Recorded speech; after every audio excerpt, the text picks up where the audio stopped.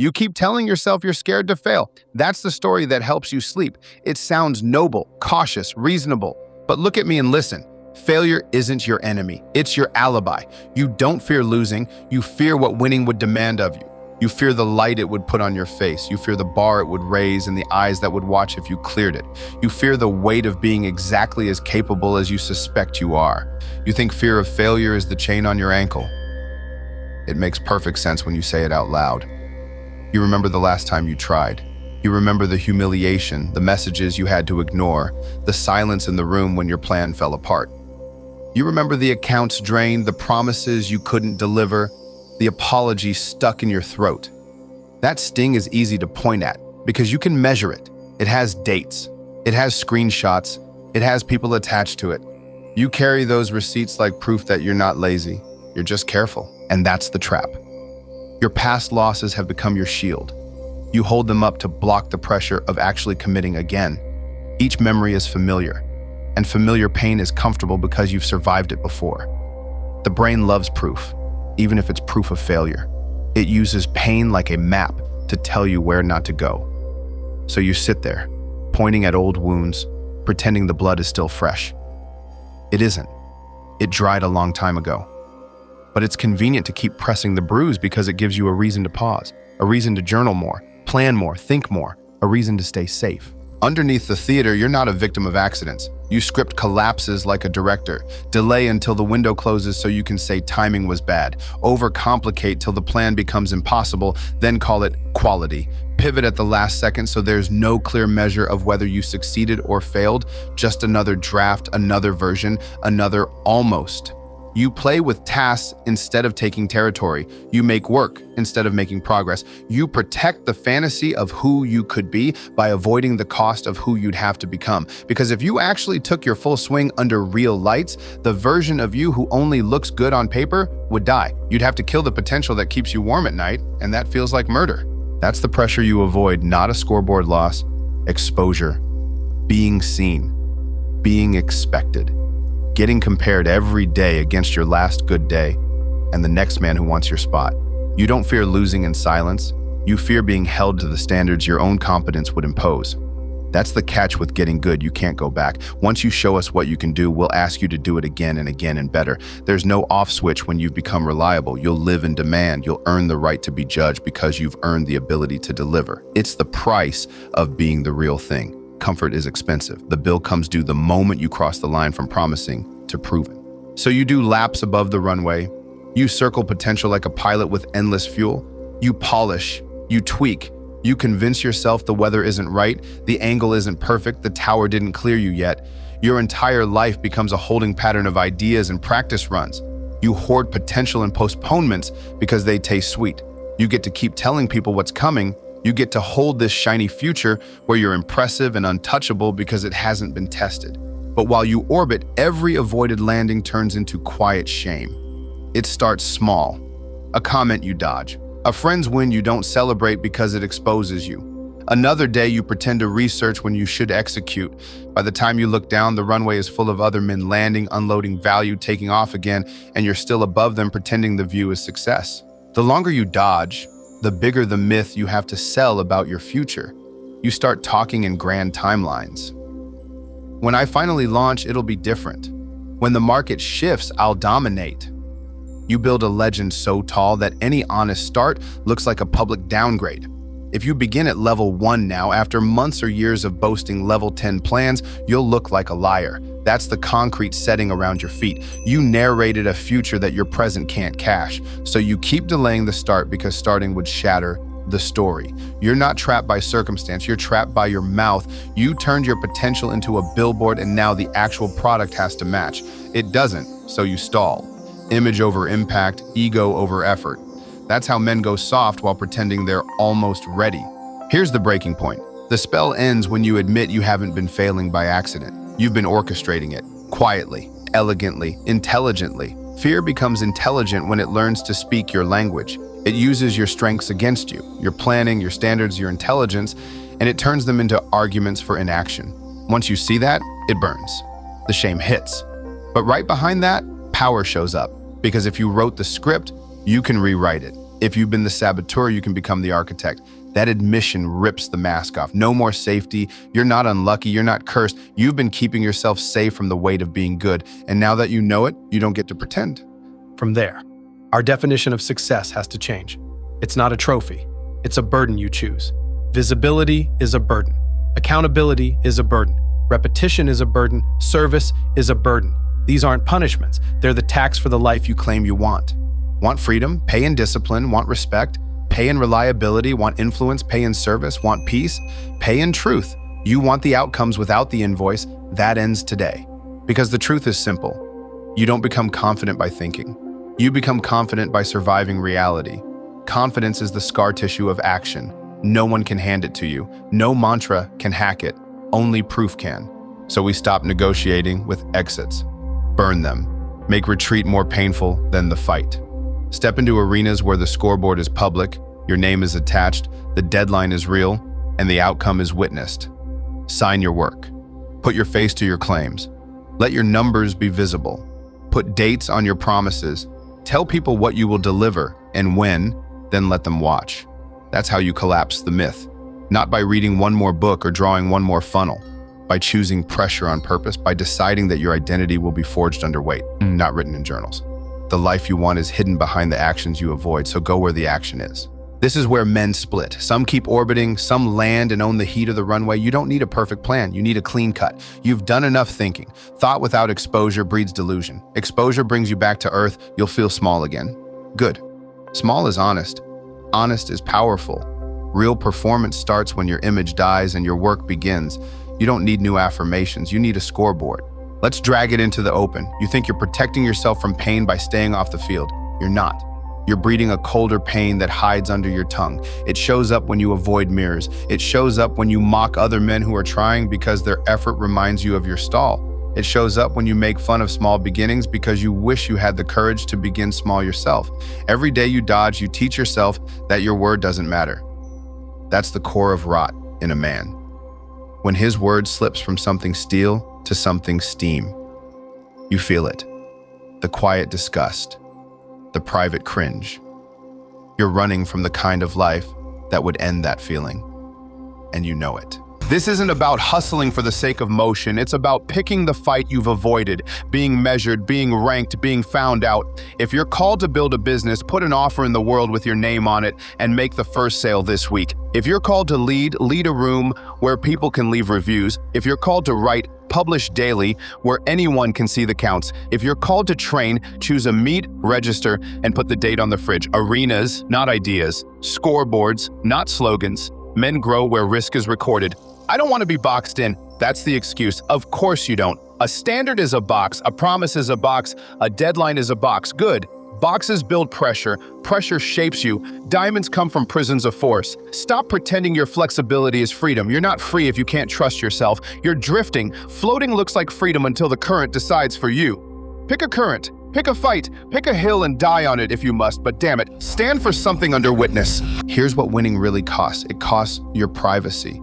You will be seen. Your mistakes won't be rumors, they'll be screenshots. It costs your comfort. You will miss easy dopamine. You will wake up underweight. It costs your vanity. People will say you changed and they won't mean it as a compliment. It costs your innocence. You will see how much of life is logistics and repetition, not sparks and inspiration. It costs your excuses. They all die under the schedule. And it costs your old self. He cannot walk where you want to go. Let him die. Bury him with a clean calendar and crossed out zeros. That's the funeral you've been postponing. There's a reason repetition scares you. People think greatness is about big moments. It isn't. It's about boredom done well, daily. When you actually succeed, life narrows. Not in meaning, in options. You'll become bound to a few vital actions that you do again and again, and those actions will carry you. That's terrifying if your identity is built on being limitless. But limitless men are rarely dependable men. Choose. Be a man who can be counted on. Or be a man who can start anything and finish nothing. Pick your title. You will live by it. Your potential is intoxicating because it demands nothing. It lets you be whoever you want in your head while paying zero tax in the world. You can be brilliant alone in your car. You can be a legend in the shower. You can be a millionaire on your whiteboard. Then the meeting happens and you vanish. Then the camera turns on and your throat closes. Then the offer is due and you discover one more reason to push it. Meanwhile, there are men building ordinary bricks every day that turn into extraordinary walls over time. They don't look romantic in the moment, but the wall stands. Yours doesn't because you drew it with air. Face the more honest fear, not being able to hide. Once you step into the light with your name on it, the room will expect you to show up again. Good. Let that bind you. Standards set you free because you don't have to renegotiate your life every day. You wake up and pay your dues, and because you pay them, you walk with your head up. Accountability isn't a cage. It's a spine. Most men confuse weight for prison, but a man without weight drifts in circles. Give yourself the mercy of mass. You want masculinity? Build it in public, not perform it, build it. Put yourself at risk to deliver value. Say less. Do more under names and dates. Earn your own respect before begging for anyone else's. If your friends cheer when you stall, get new friends. If your schedule is free every night, you're not building anything that matters. If your calendar is a hallucination of someday, set a real day. If your goals need no witnesses, they're hobbies, you're not 12. If you want a man's life, pick a man's load. And yes, some people will root for you to fail when you step out. Let them. They're not your jury. Reality is, outcomes are. Keep receipts of results, not opinions. Learn to stomach being misunderstood. You're used to being adored in imagination. Get used to being ignored and doubted in reality while you rack up proof.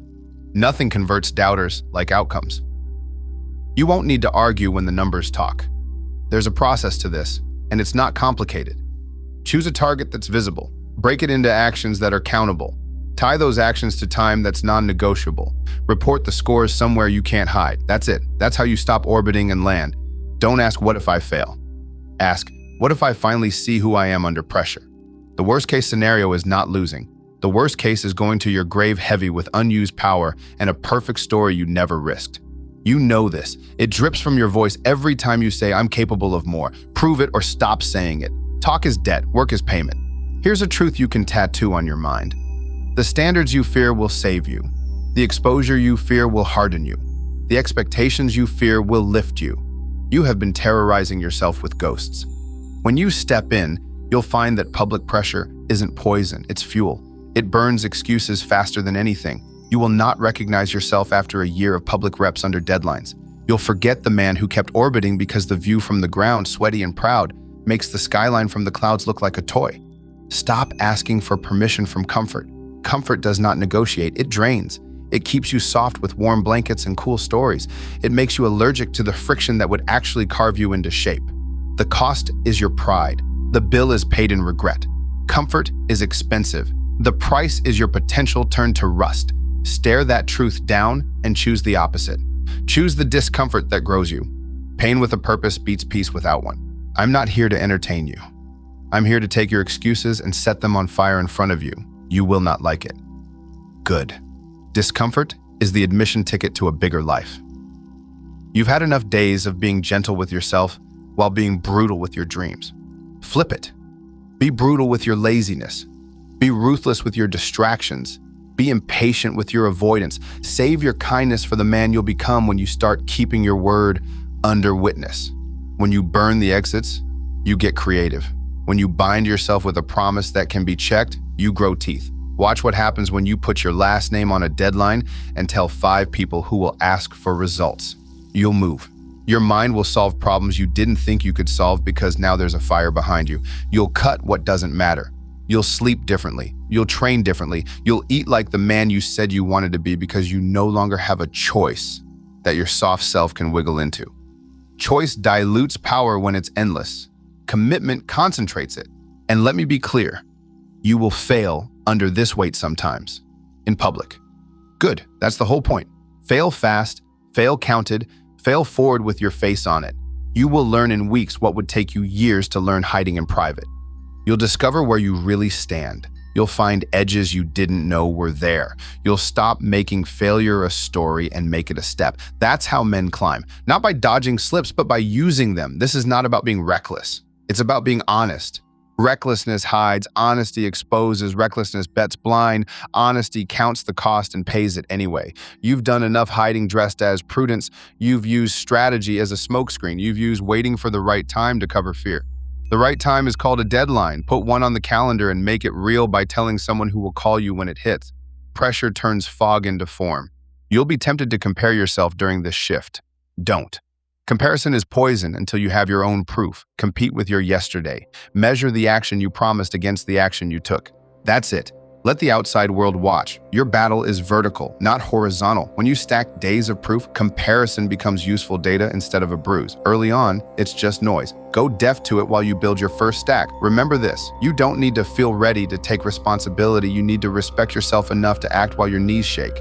Courage isn't peace, it's movement in spite of noise. The feeling you want, the deep, cool confidence, comes after the reps, not before. Stop waiting for a mood. Mood is weak. Moods follow motion. Move first. Now the final cut. Who are you going to be? The man who hoards potential or the man who stacks proof? The man who tells stories about tomorrow or the man who signs his name on today's results?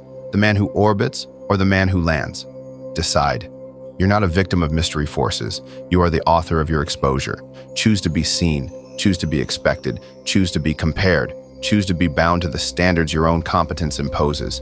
That's how you become dangerous in the right way. Here's your challenge. Burn the exits today, not next month, not after the next book or the next podcast or the next planner arrives. Today, pick one arena with a scoreboard, commit with your name, set the deadline, tell 3 people, post the date where anyone can see it. Build the first unit of proof before you sleep. Tomorrow, build the second. Repeat until the man who used to orbit is embarrassed to know you. When fear speaks, let it talk. You'll be too busy to listen. When comfort calls, don't pick up, let it ring. You've got work with witnesses. No more safe potential. Choose proof. No more soft hiding.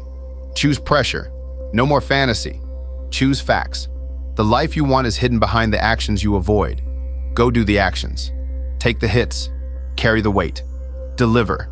Then deliver again and again until your name means something measurable, until your children, your brothers, your team know that when you say it, it gets done. That's masculinity, that's confidence, that's success, not a feeling, a record. Walk into the light, put your name on the wall, make promises that make your stomach tight, then keep them where we can see. The myth dies today. The man begins. You don't need permission, you need pressure, you don't need hype, you need a deadline, you don't need more belief, you need more proof. This is the moment you stop choosing the safety of untested potential. Burn the exits, choose visibility, carry the weight of winning in public every day. And when it gets heavy, and it will, smile. The weight is proof you're finally alive.